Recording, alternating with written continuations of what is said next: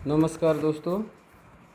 आज हम लोग क्लास 10 का चैप्टर 1 हम लोग पढ़ेंगे, जर्मनी का एकीकरण। आज का जो हमारा टॉपिक होगा वो होगा जर्मनी का एकीकरण। ठीक है। चैप्टर 1 में ही हम लोग देख रहे थे। पहले हम लोगों ने देखा था नेपोलियन, यूरोप में राष्ट्रवाद, 1830 ईस्वी की क्रांति, 1848 की क्रांति। उसके बाद हम लोगों ने देखा इटली का एकीकरण। आज का जो हमारा टॉपिक है वो है जर्मनी का एकीकरण। उसी चैप्टर 1 में ही आज हम लोग भाग 3 यानी कि तीसरा क्लास है आज हम लोगों का। कोशिश किया जाएगा कि आज ख़त्म कर दिया जाए। तो आइए शुरू करते हैं इटली के एकीकरण। और इटली का एकीकरण तो हो चुका है, जर्मनी का एकीकरण। देखिए, इटली का एकीकरण जब चल रहा था उसी समय जर्मनी के एकीकरण की भी बातें चल रही थी। और ऐसा भी आप लोगों को पता होगा कि जैसे ऑस्ट्रिया जो था हस्तक्षेप कर रहा था, उसी प्रकार इसमें भी जर्मनी में भी ऑस्ट्रिया क्या कर रहा था, वो भी हस्तक्षेप कर रहा था कि यहाँ पर भी एकीकरण न हो पाए। अगर हम जर्मनी की बात करते हैं तो मध्यकाल में, कब? मध्यकाल में जर्मनी जो था लगभग 800 ईस्वी के आसपास, कब? 800 ईस्वी के आसपास बहुत ही अच्छी स्थिति में था। क्या था? बहुत अच्छी स्थिति में था, संगठित होकर के चल रहा था, बहुत अच्छा स्थिति में था। लेकिन उसके बाद हम देखते हैं कि धीरे धीरे राजनीतिक, सामाजिक, धार्मिक विषमताएं आने लगी और यह लगभग 300, कितने? 300 छोटे बड़े राज्यों में क्या हो गया था? विभक्त हो गया था, यानी कि बट गया था 300 राज्यों में। अब सबसे बड़ी समस्या थी कि इन 300 राज्यों को मिला करके एक किया जाए, और वो कैसे होगा। यहाँ तक अगर हम देखें, यहाँ पर धार्मिक विषमताएं, तो धार्मिक विषमताएं यहाँ पर दो तरह की थी। एक तरह जहाँ उत्तर जर्मनी के लोग थे वो प्रोटेस्टेंट मतावलंबी मानते थे, यानी कि उत्तर का जो जगह था वहाँ पर प्रोटेस्टेंट मानते थे। लेकिन वही अगर हम दूसरी दक्षिणी तरफ की बात करते हैं तो यहाँ पर कैथोलिक मानते थे। कहाँ? दक्षिण जर्मनी में कैथोलिक मानते थे। दोनों तो ईसाई ही हैं, लेकिन ये प्रोटेस्टेंट मतावलंबी थे और ये कैथोलिक मतावलंबी थे। यहाँ तक अगर हम उत्तर की बात करें तो ये ठीक ठाक था। ये इसमें एक था जिसका नाम था प्रसा। यह बहुत ही मजबूत था, शक्तिशाली भी था, सबसे ये मजबूत राज्य था। ठीक है, मजबूत कहा जाए या फिर शक्तिशाली। तो ये, लेकिन वही अगर दक्षिणी बात करें तो यहाँ पर तो उतना ये शक्तिशाली नहीं था। लेकिन यहाँ पर प्रतिनिधियों की एक सभा जिसका नाम था डायट, जैसे भारत में संसद हुआ करती थी वैसे ही वहाँ पर डायट है, तो ये अभी जिंदा थी और इससे यहीं पे लोग मिलते जुलते थे और उन लोग का काम होता था। लेकिन एक चीज़ है, यहाँ पर भले ही एक जगह इकट्ठा होते थे, लेकिन इनमें राष्ट्रवाद की भावना का विकास नहीं था। अगर राष्ट्रवाद की भावना का विकास रहता तो ये एक जगह इकट्ठा होते और सोचते कि क्या किया जाए, जर्मनी को मिला दिया जाए, लेकिन इनमें ऐसा भाव नहीं था। अगर हम जर्मनी की बात करते हैं तो जब नेपोलियन आया था जर्मनी में तो उस समय हम देखते हैं लगभग 1806 ईस्वी के आसपास हम देखते हैं कि जर्मनी के कुछ प्रदेशों को मिला करके जर्मनी के बहुत सारे क्षेत्रों को जीता था और उसको मिला करके एक बनाया था राइन राज्य संघ। क्या बनाया था? राइन राज्य संघ। ये जर्मनी की एक नदी है और उसी के आसपास के क्षेत्रों को जीत करके क्या बनाया था, राइन राज्य संघ बनाया था और ये कोशिश किया था एकीकरण करने का। तो एक तरह से कहा जाए तो जर्मनी का एकीकरण की शुरुआत नेपोलियन के समय ही हो गई थी। कई बार क्वेश्चन ये भी पूछा जाता है कि यूरोप में राष्ट्रवाद फैलाने में नेपोलियन का बहुत बड़ा योगदान है, कैसे? तो सही बात है, क्योंकि वही सबसे पहले कोशिश किया था जीत करके क्या किया जाए, एक किया जाए। और यहीं से जब राइन राज्य संघ का निर्माण किया तो यहीं से जर्मनी में राष्ट्रवाद की भावना का विकास होने लगा था। अगर हम यहाँ के बुद्धिजीवियों की बात करें, यानी कि जो दार्शनिक हो गए, कलाकार हो गए, वो लोगों का भी योगदान था राष्ट्रवाद की भावना को बढ़ावा देने में। इसमें हम देखते हैं हीगेल हो गए, हीगेल, कांट हो गए, इसके अलावा हमबोल्ट हो गए और अंडर्ट हो गए, जैकब ग्रिम हो गए। ये सब वहाँ के दार्शनिक हो गए, किसान हो गए, कलाकार हो गए। इन लोगों की भूमिका ज़्यादा थी राष्ट्रवाद को बढ़ावा देने। पहले तो नेपोलियन का विकास हुआ, उसने थोड़ा बहुत राष्ट्रवाद की भावना का विकास किया। उसके बाद से ये हीगेल हो गए, दार्शनिक हो गए, किसान हो गए, हमबोल्ट हो गए, तो ये लोग भी क्या किए, राष्ट्रवाद की भावना का विकास किए। सबसे ज़्यादा अगर हम बात करें तो हीगेल महोदय थे। इन्होंने क्या किया, द्वंद्ववाद की व्याख्या करते हुए जर्मन में राष्ट्रवाद की विकास की भूमिका निभाई। द्वंद्ववाद का विकास यानी कि आप किसी चीज़ को ऐसे तब तक नहीं मानेंगे जब तक उसको सही से समझ लें। इनका विचार यही था कि आप किसी भी चीज़ को अगर कोई आपसे कह रहा है, जैसे कि यहीं पर अब ने बताया कि प्रोटेस्टेंट मतावलंबी थे, तो ये सब चर्च की अवधारणा पर विश्वास करते थे। तो चर्च के जो पादरी होते थे वो कह दिए, उसी बात को ये लोग मान लिए। लेकिन ऐसा हीगेल ने कहा कि आपको ऐसा नहीं करना है, द्वंद्ववाद का सिद्धांत पर आपको चलना है, आप उनसे तर्क करिए, अगर आपको सही लगता है तब उनकी बातों को मानिए। इसके अलावा प्रसा का जो चांसलर था, अभी हमने बताया था कि इसमें उत्तर जो जर्मनी था उसमें प्रसा सबसे अच्छा था, सबसे शक्तिशाली भी था। तो यहाँ के जो चांसलर थे इनका नाम था बिस्मार्क। प्रसा के जो चांसलर थे इनका नाम था बिस्मार्क, ऑट्टो वॉन बिस्मार्क। ये हीगेल के विचारों से प्रभावित थे। किनके विचारों से? तो ये हीगेल के विचारों से प्रभावित थे, इनके विचारों को ये मानते थे। इसके अलावा ये जो अंडर्ट थे, ये कविता के माध्यम से क्या करते थे, लोगों में राष्ट्रवाद की भावना का विकास किए। इसके अलावा ये जो थे हर्डेनबर्ग थे या फिर नोबोलिस थे, ये लोग जर्मनी के जो अतीत गौरवमय था, यानी कि 800 ईस्वी के आसपास था, उसको लोगों के सामने रखा ताकि लोगों में राष्ट्रवाद की भावना का विकास हो और ये लोग जाने कि प्राचीन काल में हम लोग कैसे थे, 1000 साल पहले हम लोग का जो देश था वो कैसा था। ठीक है। इसके अलावा जर्मन में राष्ट्रवाद की जो भूमिका का विकास करने का जो बात आती है, यहाँ की जो नायक यानी हीरो थे, हीरोइन थे, वो लोगों ने भी आधुनिक युग में प्रवेश करने के लिए क्या किया, लोगों को बढ़ावा दिया। तो इस तरह से देखते हैं बहुत सारे दार्शनिक हो गए, हीरो हो गए, किसान हो गए, या फिर जो राइटर होते हैं, लेखक होते हैं, चित्रकार होते हैं, इन सभी लोगों ने राष्ट्रवाद की भावना का बढ़ावा किया।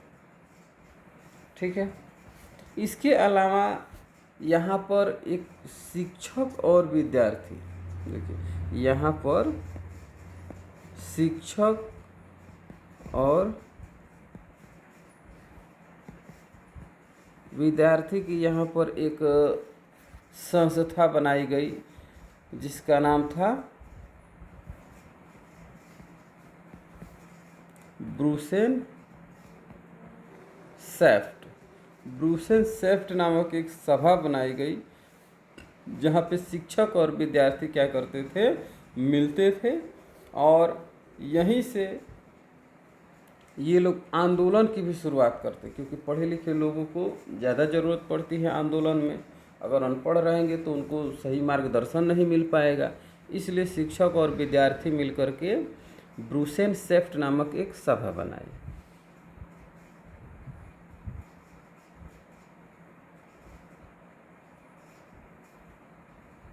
ठीक है।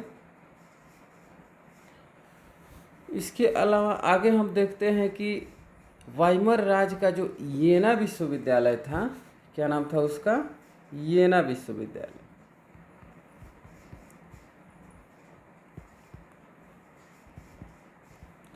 येना विश्वविद्यालय था, यहीं पर ये लोग क्या करते थे, आंदोलन की शुरुआत करते थे, आंदोलन की रूपरेखा बनाते थे। क्या करते थे, आंदोलन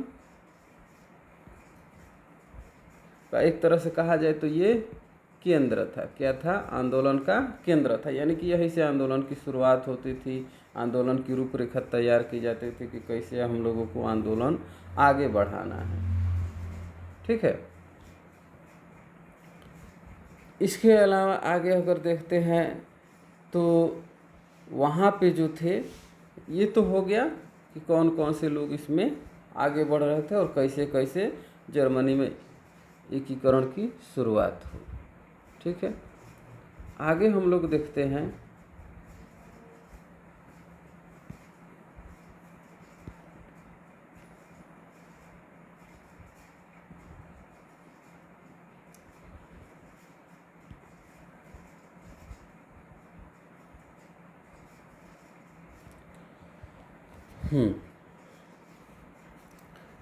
उस समय शासन था मेटरनिख का। किसका शासन था, मेटरनिख का। तो मेटरनिख जो है बहुत कोशिश किया जो भी आंदोलन चल रहे थे उसको दबाने के लिए, और वहाँ पर एक दमनकारी कानून भी बनाया और उसका नाम रखा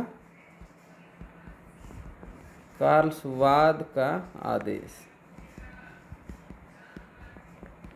कार्लसवाद का आदेश। ठीक है। और इससे ये आदेश जारी करके वहाँ पर जो भी राष्ट्रवाद चल रहे थे, आंदोलन चल रहे थे, उनको दबाने का बहुत भरसक प्रयास किया। परंतु जर्मनी में राष्ट्रीयता का जो प्रबल धारा जो प्रवाहित हो चुका था वो रुका नहीं और वो आगे बढ़ता गया। 1834 में हम देखते हैं, इसी क्रम में 1834 ईस्वी में उस समय क्या होता है कि यहाँ पर जितने भी व्यापारी थे, जर्मनी में जितने भी क्या थे, व्यापारी थे, उन्होंने एक संघ बनाया जिसका नाम रखा जालवेरिन। कौन सा संघ बनाया, जालवेरिन। जालवेरिन नामक एक संस्था बनाया। ये क्या करता था, जालवेरिन एक संस्था बनाया और एक कहा जाए तो सभी व्यापारियों को मिला करके एक संघ भी बनाया। ये क्या करता था, तो जो भी क्षेत्रीय आदतें थी, जो भी जर्मनी व्यापारियों में कैसी आदतें थी, क्षेत्रीय, यानी कि अपने क्षेत्र को लेकर के ही बस बातें चल रही थी, तो उसको हटा करके राष्ट्रवाद की भावना का विकास किया। क्या किया, राष्ट्रवाद की भावना का विकास किया। इसके पहले ये कभी संगठित नहीं हो पाए थे। फ्रांस में जब 1830 ईस्वी की क्रांति हुई थी तो उस समय क्या हुआ था, थोड़ा बहुत इनमें राष्ट्रवाद की भावना का विकास हुआ था, लेकिन फिर ये धीरे धीरे ख़त्म हो गया। क्यों, क्योंकि प्रसा था, ऑस्ट्रिया था, वो क्या कर दिया, इनकी राष्ट्रवाद की जो भावना चल रही थी उनको कुचल दे रहा था। क्योंकि प्रसा शक्तिशाली था और ऑस्ट्रिया के बारे में अब जानते ही हैं, क्योंकि इटली में भी टांग अड़ाया था और जर्मनी में भी टांग अड़ा रहा है। 1848 ईस्वी की जो क्रांति हुई थी उसमें भी जर्मन में राष्ट्रवाद की भावना का एक तरफ से कहा जाए तो बहुत ही ज़ोर शोरों से विकास हुआ, लेकिन फिर मेटरनिख आया और फिर क्या कर दिया, उसको अंत कर दिया। 1848 में हम देखते हैं कि जर्मनी में, कहाँ, जर्मनी में 1848 ईस्वी में जो पुराना संसद था जहाँ पे सभा चलता था, वहीं पर क्या किया गया, इस फ्रैंकफर्ट, ठीक है, फ्रैंकफर्ट, वहीं पर जितने भी संसद के सभा थे उनको क्या किया गया, कहाँ बुलाया गया, फ्रैंकफर्ट में बुलाया गया। कब, 1848 ईस्वी में। और यहीं पर जो प्रसा का शासक था, कहाँ का शासक, प्रसा का शासक, जिसका नाम था फ्रेडरिक विलियम, क्या नाम था, फ्रेडरिक विलियम। इन्होंने ही सोचा कि क्या किया जाए, जर्मन राष्ट्र का निर्माण किया जाए, ठीक है। और यहाँ पर यह भी सोचा गया कि जो जर्मन के छोटे छोटे राज्य हैं उनको एकीकृत किया जाए और यहाँ पर लोकतांत्रिक वैधानिक राजस्व के सिद्धांत को अपनाया जाए, ठीक है। फ्रेडरिक जो था वो एक निरंकुश और रूढ़िवादी विचारधारा का था। जो फ्रेडरिक था, फ्रेडरिक जो था वो कैसे विचारधारा का था, तो निरंकुश और रूढ़िवादी, ठीक है। कहने का मतलब था कि वो निरंकुश था, निरंकुश जिस पर अंकुश नहीं, और रूढ़िवादी जो पुराने विचारों को मानता हो, ठीक है। तो लोगों ने क्या किया, इस व्यवस्था को मानने से इनकार कर दिया, क्योंकि वो क्या था, वो चाहता था कि हम क्या करें, ऑस्ट्रियाई संघ बनाए। क्या बनाए, ऑस्ट्रियाई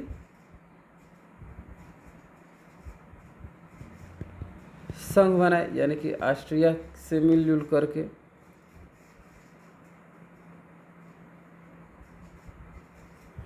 नहीं, ऑस्ट्रियाई संघ कह रहे हैं, गड़बड़ हो गया। ऑस्ट्रियाई, ये जो संघर्ष था, यानी कि ऑस्ट्रिया में जो संघर्ष चल रहे थे उसे ये बचाना चाहता था, ठीक है। और यहाँ जो दक्षिणी जर्मनी था वहाँ के लोगों ने इसके प्रस्ताव को मानने से इनकार कर दिया, जिसके चलते क्या हो गया, फिर से विरोध की स्थिति पैदा हो गई। और फिर यहाँ पर देखते हैं ऑस्ट्रिया और जो प्रसा था वो क्या कर दिया, इसके जो भी संघर्ष थे उसको दबा दिया। यानी कि हमने अभी देखा सबसे पहले कि वहाँ पर जर्मनी में क्या था, तो प्रोटेस्टेंट कैथोलिक के मुद्दे थे। 800 ईस्वी पहले हम देखते हैं कि जर्मनी बहुत अच्छी स्थिति में था, फिर 300 राज्यों में बच जाता है। फिर यहाँ के लोग कुछ दार्शनिक हो गए, किसान हो गए, कवि हो गए, ये लोग क्या करते हैं, मिल कर के राष्ट्रवाद की भावना को बढ़ाते हैं। उसके बाद फिर हम आगे देखते हैं कि छात्रों के द्वारा और वहाँ के शिक्षकों के द्वारा एक ब्रूसेनसेफ्ट नामक सभा बनाया जाता है। फिर हम देखते हैं कि येना विश्वविद्यालय है, वहाँ से केंद्र बनाया जाता है आंदोलन का। और फिर जालबेरी नामक एक संस्था बनती है। फिर हम देखते हैं फ्रेडरिक जो है वो आगे बढ़ते हैं एकीकरण के लिए, लेकिन अभी तक हमने देखा है कि जर्मनी का एकीकरण कहीं से भी नहीं दिख रहा है। आगे हम लोग देखते हैं कि जर्मनी का एकीकरण, अब हम लोग मेन मुद्दे पर आते हैं। तो जर्मनी का जो एकीकरण होगा वो होगा प्रसा के नेतृत्व में, क्योंकि प्रसा भी अब समझ चुका है कि जर्मनी का एकीकरण उसी के नेतृत्व में हो सकता है। किसके नेतृत्व में, प्रसा के ही नेतृत्व में, क्योंकि दूसरा कोई तो है नहीं बड़ा देश। और इसके बाद हम देखते हैं कुछ ही समय बाद फिर इधर फ्रेडरिक का देहांत भी हो जाता है और उसका भाई जो है विलियम, क्या नाम है उसका, विलियम, ये क्या बनता है, वहाँ का शासक बनता है, ठीक है। यह क्या था, तो राष्ट्रवादी विचारों का स्रोत, यानी कि इसके अंदर राष्ट्रवाद की भावना थी। तो जिसके अंदर राष्ट्रवाद की भावना होगा वो पहले राष्ट्र के बारे में सोचेगा। तो इन्होंने क्या किया, राष्ट्रवाद की भावना को और प्रोत्साहित किया, जिसके चलते हम देखते हैं कि वहाँ पर आधारभूत संरचनाओं का सुधार किया, एकता को सूत्र में बांधने का प्रयास किया, और सबसे बड़ा यह काम किया कि एक बहुत बड़े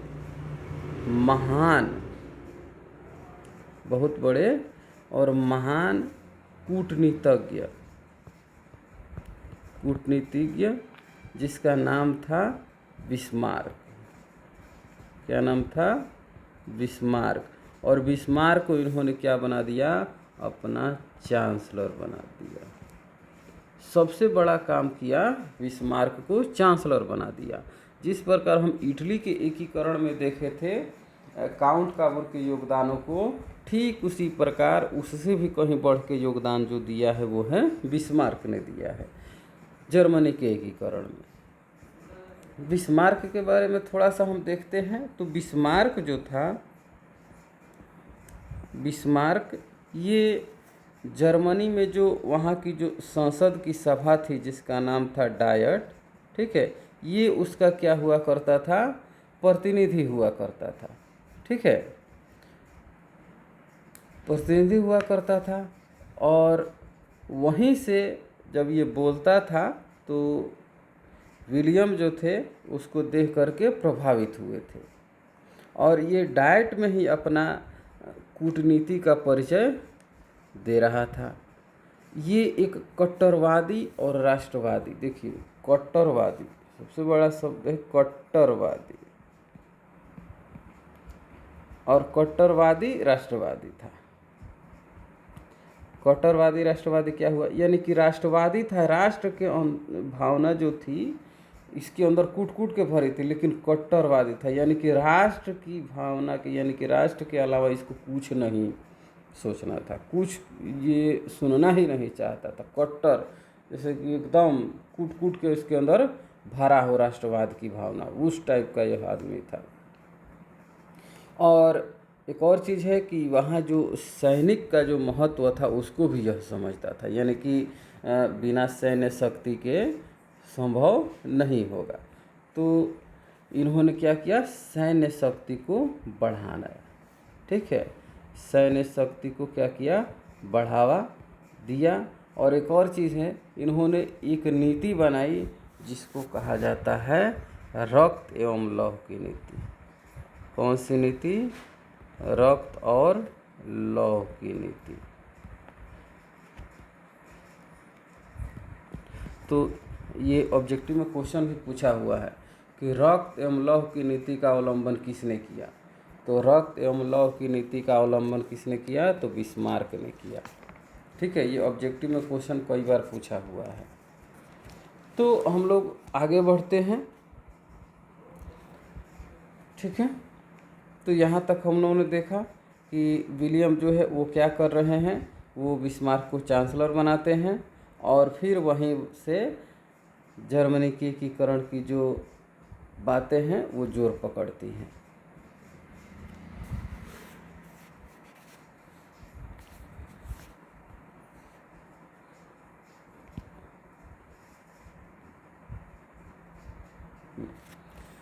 बिस्मार्क जो है, जो नीति बनाया था रक्त एवं लौह की नीति और सैन्य शक्ति को बढ़ावा देना, उसको इसने क्या किया? मजबूत करना शुरू कर दिया, जिसके कारण क्या हुआ? इसकी जो शक्ति है, किसकी शक्ति?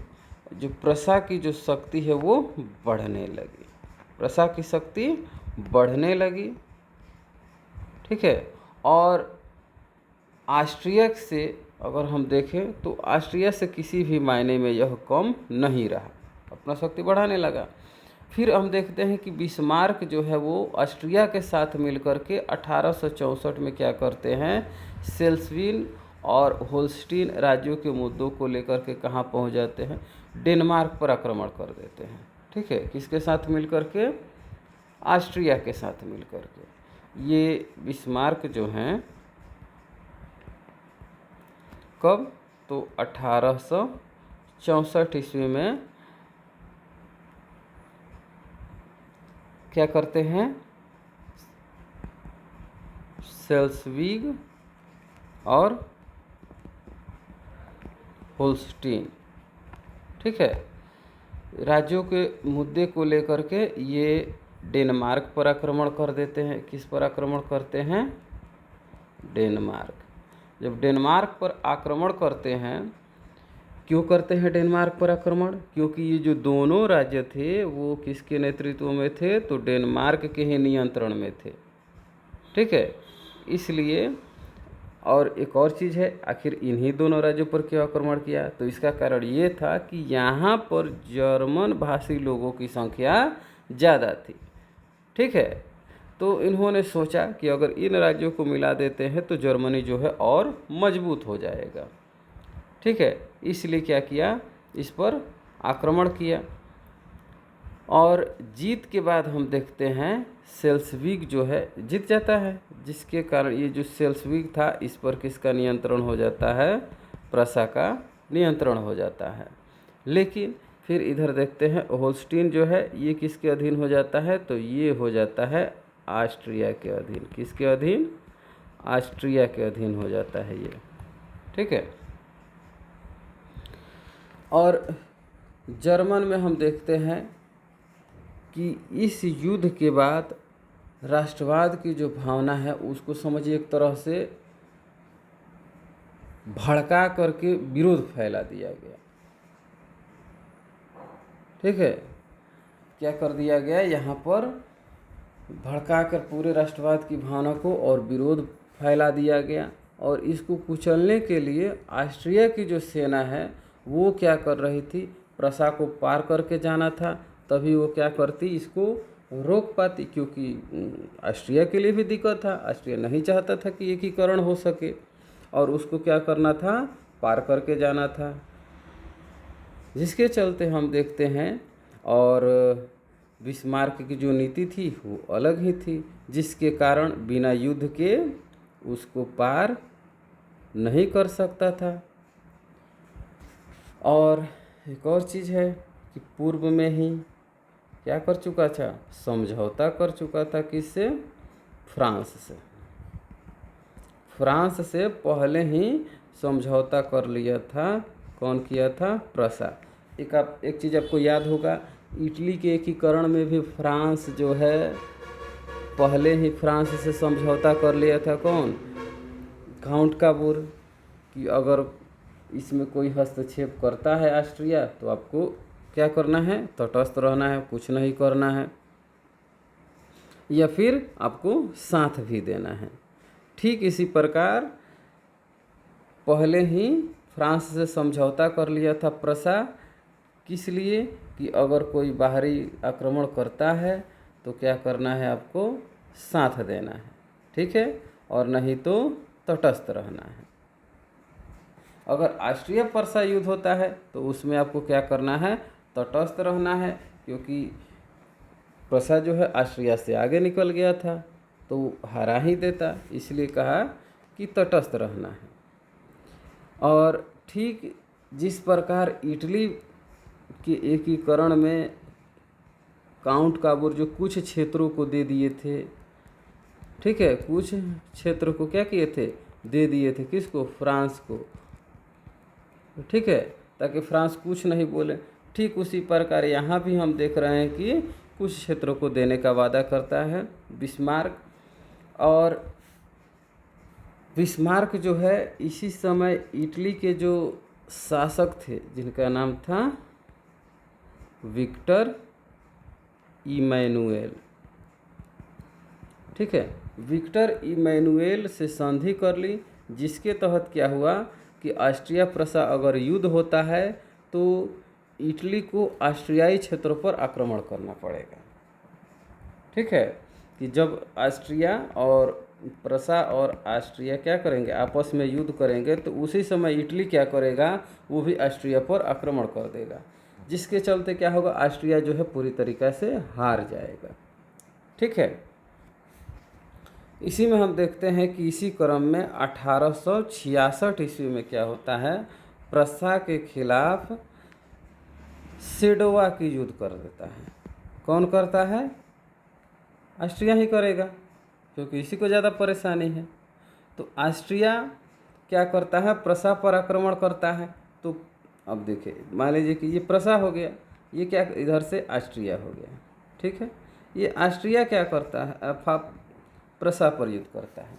लेकिन इसी क्रम में हम देखते हैं कि ऑस्ट्रिया पर इधर से इटली भी कर देता है, क्या कर देता है, इटली भी चढ़ाई कर देता है, जिसके कारण ऑस्ट्रिया जो है बुरी तरीके से फंस जाता है और यह हार जाता है, ठीक है। बुरी तरीके से दोनों तरफ से फंस जाता है और हार जाता है, जिसके कारण क्या होता है, जो ऑस्ट्रिया का जो प्रभुत्व था वो खत्म हो गया। अब समझिए कि एक तरह से बहुत बड़ा जो कांटा था, यानी कि विरोधी था, वो खत्म हो गया। अब बहुत आसानी से एकीकरण हो सकता है।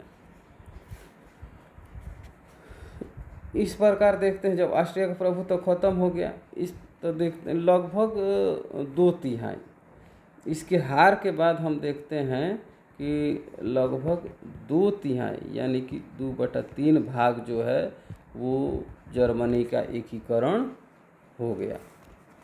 क्योंकि यहाँ पर ये भी जीत लिया, ऑस्ट्रिया जीता था, लेकिन उसको यहाँ पर ऑस्ट्रिया को हरा दिया गया, ये भी कम खत्म हो गया। अब थोड़ा सा हिस्सा जो था उसको एकीकरण करना था, लेकिन उसमें सबसे बड़ा जो मुद्दा था वो फ्रांस था, यानी कि बिना फ्रांस के युद्ध के एकीकरण संभव नहीं था। लेकिन फ्रांस क्या करेगा, फ्रांस से डायरेक्ट युद्ध कर नहीं सकता है। क्यों? क्योंकि फ्रांस से तो समझौता हुआ है। तो अब यहाँ पर बिस्मार्क ने सोचा कि क्या किया जाए कि युद्ध हो जाए फ्रांस से, ठीक है। तो सबसे देखा गया कि जो दक्षिणी भाग है, कौन सा भाग है, जो दक्षिणी भाग है, वहाँ पर अगर हम हस्तक्षेप करते हैं तो फ्रांस शांति से नहीं बैठेगा।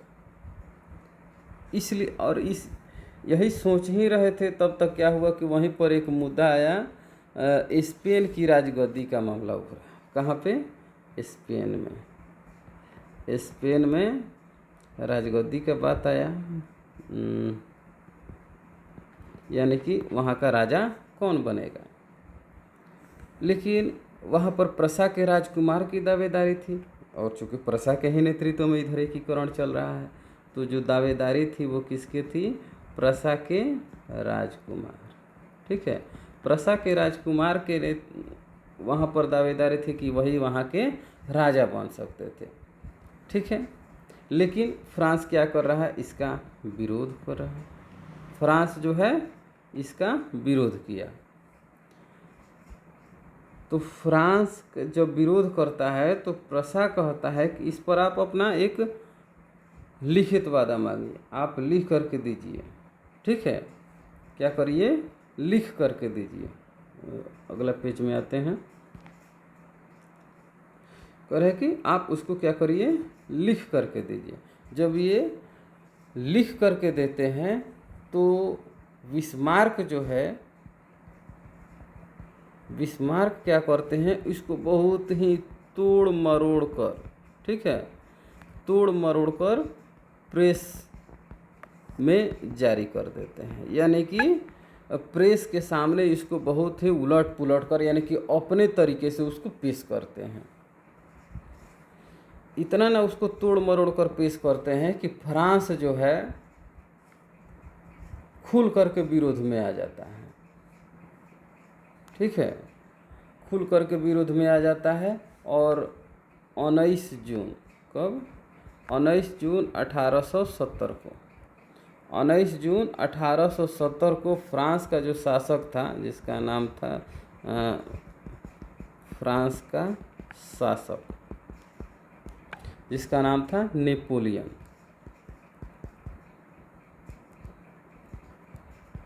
फ्रांस का शासक नेपोलियन प्रसा के खिलाफ युद्ध करने की घोषणा कर देता है।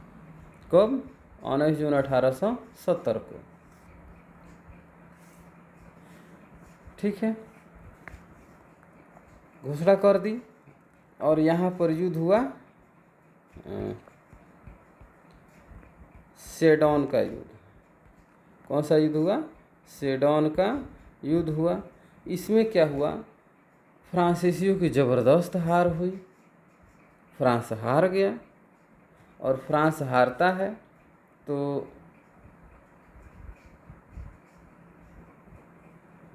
1871, 10 मई 1871, इसमें क्या होता है? हार होता है। तो हार के बाद सब कोई जानता है कि संधि होता है। तो कब?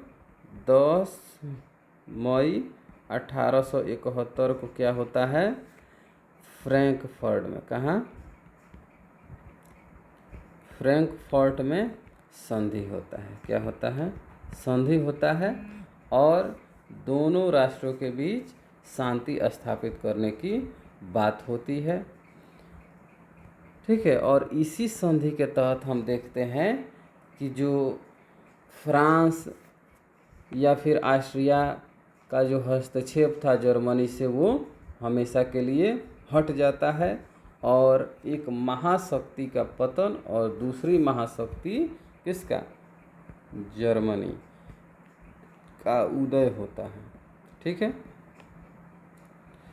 और 1871, अंततः 1871 में क्या होता है?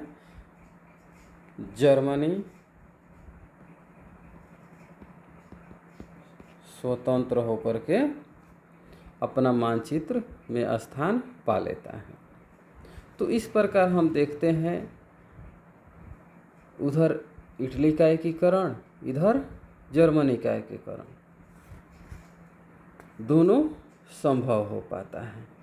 और एक और चीज़ ध्यान दीजिए, जैसे इटली और जर्मनी का एकीकरण होता है, क्या कहा जाए, पूरे यूरोप में जितने भी राष्ट्र थे, चाहे वो औपनिवेशिक थे या फिर किसी के दबाव में थे, सब देश चाहते थे कि क्या करें?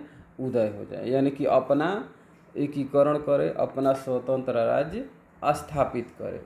और एक और चीज़ कहा जाए तो कई सारे देशों में जो पुरानी व्यवस्था चली आ रही थी, उसको क्या कर दिया? समाप्त कर दिया।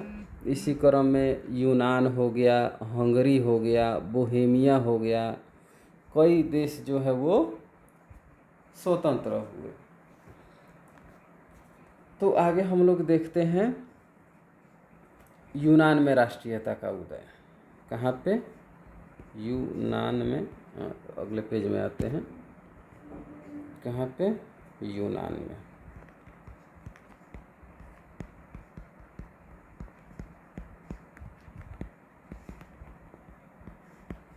यूनान में राष्ट्रीय का उदय। तो अब जानते ही हैं कि यूनान का जो गौरवमय अतीत है बहुत पहले से ही है। पाश्चात्य का मुख्य स्रोत भी माना जाता है।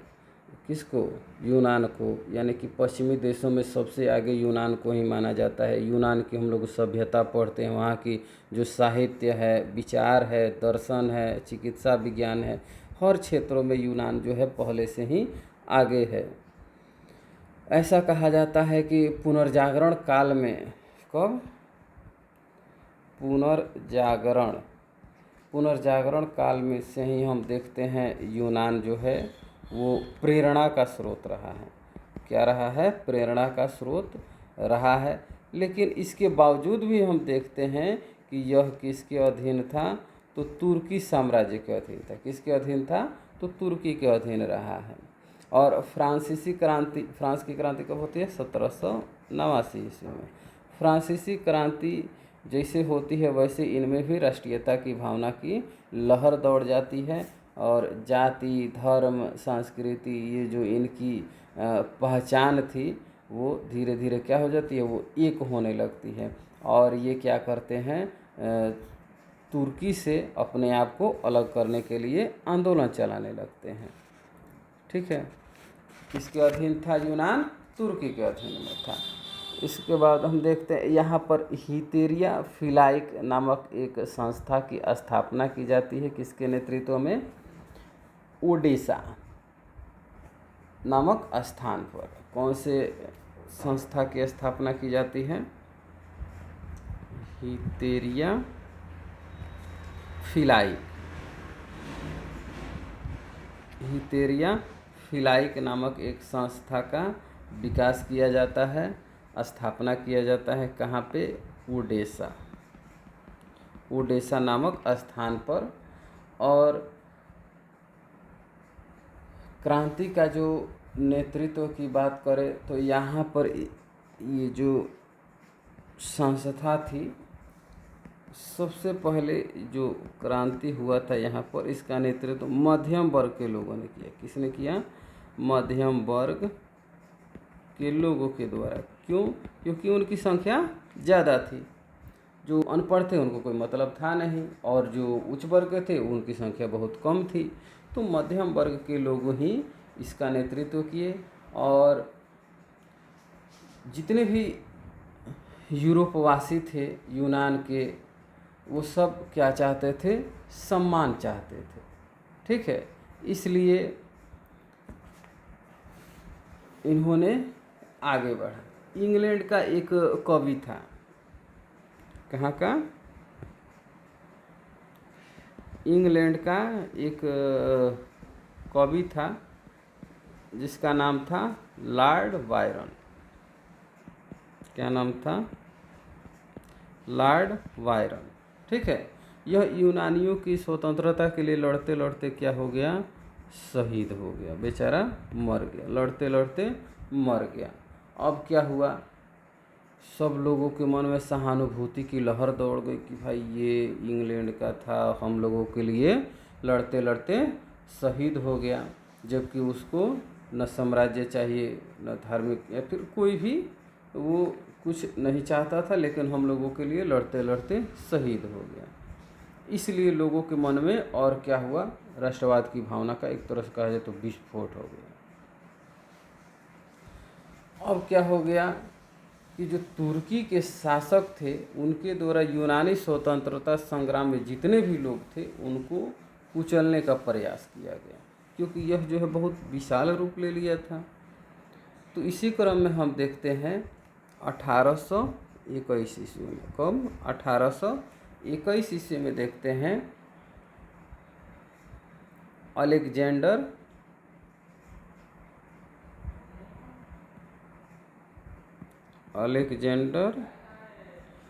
चिप्सिलांटी। अलेक्जेंडर चिप्सिलांटी। ठीक है, जब विद्रोह हो गया तो 1821 ईस्वी में अलेक्जेंडर चिप्सिलांटी के नेतृत्व में यूनान में विद्रोह हुआ। जो विद्रोह हुआ था 1821 में, किसके नेतृत्व में हुआ था? तो अलेक्जेंडर चिप्सिलांटी के नेतृत्व में यहाँ पर क्या हुआ? पूरा विद्रोह हुआ। ऑस्ट्रिया की जो प्रतिक्रियावादी शासक मेटरनिख था वो क्या कर रहा था? दबाव बना रहा था, जिसके कारण यह जो है खुल करके पहले सामने नहीं आ रहा था। कौन? अलेक्जेंडर चिप्सिलांटी। लेकिन जैसे ही वो भाग जाता है, मर जाता है, उसके बाद यह जो है खुल करके सामने आता है। किसके नेतृत्व, किसके समर्थन में? तो यूनान के समर्थन में। ठीक है, ये 1821 ईस्वी में हुआ। 1826 ईस्वी में क्या होता है? ग्रेट ब्रिटेन और रूस में एक समझौता होता है। किसके किसके बीच? ब्रिटेन और रूस के बीच क्या होता है? एक समझौता हुआ कि वो क्या करेंगे, जो यूनान है और तुर्की है क्या करेंगे? इसकी मध्यस्थता करेंगे। क्या करेंगे? मध्यस्थता करेंगे। ठीक है, ताकि वो क्या हो जाए? यूनान भी स्वतंत्र हो जाए। इसके पहले हम देखते हैं इसमें उतना कोई दिलचस्पी नहीं ले रहा था, लेकिन तुरंत हम बाद में देखते हैं फ्रांस का जो राजा है चार्ल्स 10, वो भी क्या कर रहा है? वो भी इसमें दिलचस्पी लेने लगता है। किसमें? यूनान के आंदोलन में। उसके बाद हम देखते हैं 1827 ईस्वी में एक सम्मेलन होता है। कब? 1827 में एक सम्मेलन होता है जिसमें इंग्लैंड, फ्रांस, रूस, अब बताइए विश्व की इतनी बड़ी शक्ति, इंग्लैंड, फ्रांस और रूस। ठीक है, इंग्लैंड, फ्रांस, रूस, ये तीनों मिल कर के क्या करते हैं, तुर्की पर आक्रमण करते हैं। यानी कि एक तरह से कहा जाए तो तीनों यूनान के समर्थन में चढ़ाई कर देते हैं, जिससे क्या होता है, तुर्की के समर्थन में, अब ये तो किसके समर्थन में आ गए, ये सब यूनान के समर्थन में आ गया, उधर बचा तुर्की। तो तुर्की के समर्थन में मात्र एक कौन आया, मिस्र ही आया। कौन आया, मिस्र। इससे क्या हुआ, तुर्की जो है बुरी तरीके से पराजित हो गई और 1829 ईस्वी में, अंततः 1829 ईस्वी में क्या होता है, एड्रियानोपोल की संधि होती है। क्या होती है,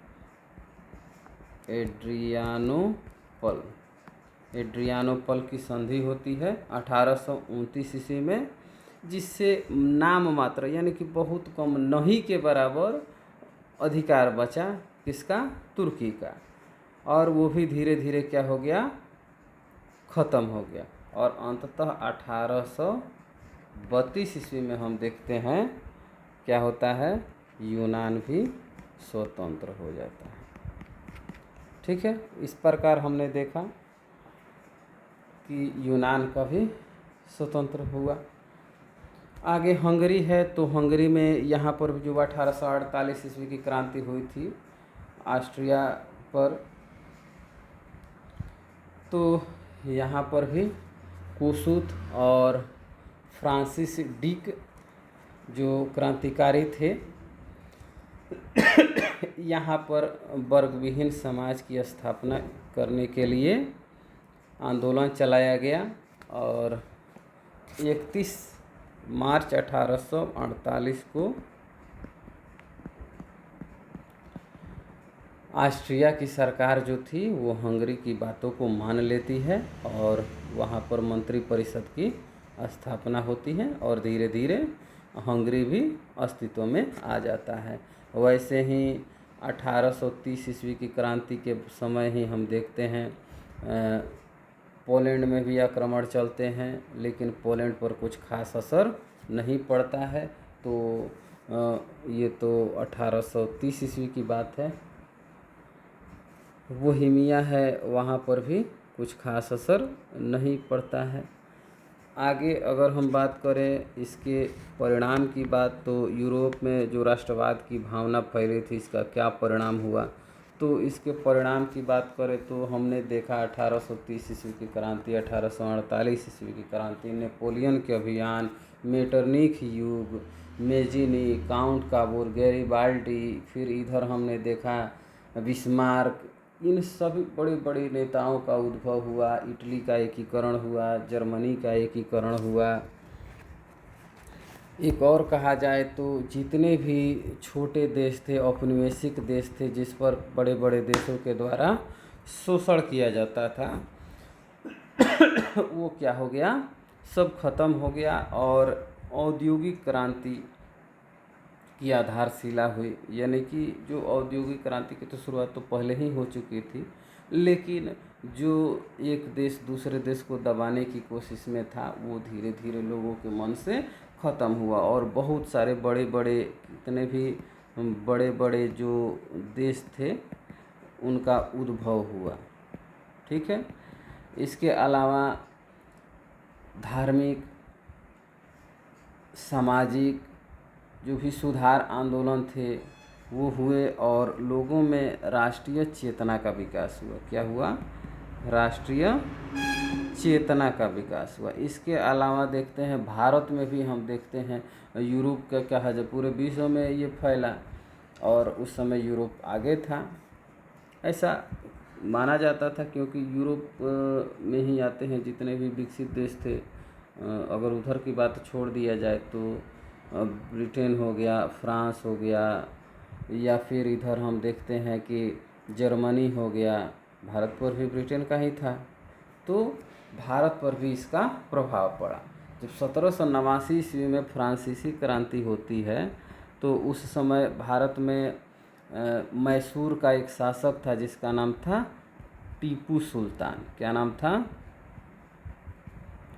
टीपू सुल्तान। ऐसा कहा जाता है कि टीपू सुल्तान और वहाँ के जो था जैकोबिन क्लब, वहाँ जो जैकोबिन क्लब की स्थापना हुई, तो टीपू सुल्तान जो है भारत में भी जैकोबिन क्लब की स्थापना की है, उसका स्वयं उसका सदस्य भी बना।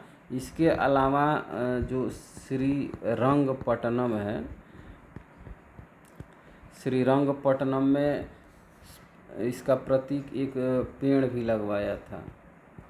ठीक है, स्वतंत्रता का प्रतीक के रूप में एक वृक्ष भी लगवाया था। ऐसा ये भी कहा जाता है कि पत्राचार होता था, फ्रांस के शासक और टीपू सुल्तान से पत्राचार यानी कि पत्र के माध्यम से बातें भी होती थी। तो इस प्रकार हम देखते हैं कि भारत में भी इसका प्रभाव पड़ता है। इसके अलावा और भी भारत में नेता है, जैसे कि राजा राम मोहन राय थे, ये भी वहाँ की जो आंदोलन था उसमें भी रुचि लेते थे। इसके अलावा 1821 ईस्वी में जब नेपल्स की क्रांति हुई और हार गया, तो स्पेनिश स्वतंत्रता आंदोलन का जो उत्सव भोज था वो आयोजन किया गया। भारत में हम देखते हैं 1857 ईस्वी में, कब 1857, यानी कि यहाँ पर 1832 हो रहा है। उसके बाद भारत में भी जो 1857 ईस्वी का आंदोलन होता है, उन्हीं सब से भारत सीखता है। जैसे कि फ्रांस की क्रांति हो गई, यूनान में हो गया, या फिर जर्मनी का एकीकरण हो गया, इटली का एकीकरण हो गया। इसका प्रभाव थोड़ा बहुत भारत पर भी पड़ा और यही आगे चल के 1857 ईस्वी में भारत में भी सैनिक विद्रोह हुआ। तो इस प्रकार हम देखते हैं कि पूरे जो विश्व पर इसका प्रभाव पड़ता है। ठीक है, और पूरा राजनीतिक मानचित्र में बदलाव, उथल पुथल हो जाता है। तो ये रहा हमारा यूरोप में राष्ट्रवाद का चैप्टर, तो ये ख़त्म हुआ। आगे जो है वो है इसका ऑब्जेक्टिव और कुछ प्रश्न है, तो उसको एक अलग वीडियो हम बनाएंगे। उसमें जितने भी इसके ऑब्जेक्टिव क्वेश्चन हैं और कुछ सब्जेक्टिव क्वेश्चन हैं उस पर हम लोग चर्चा करेंगे और जो भी आप लोगों के डाउट्स हैं उसको क्लियर किया जाएगा। तो आज का वीडियो यहीं पे समाप्त करते हैं। इसको आप लोग अच्छे से देखिए, थोड़ा हम डिटेल में बना देते हैं एक एक पॉइंट को ध्यान में रखते हुए, इसलिए वीडियो जो है थोड़ा लंबा हो जाता है। ठीक है, तो मिलते हैं अगले वीडियो में। धन्यवाद।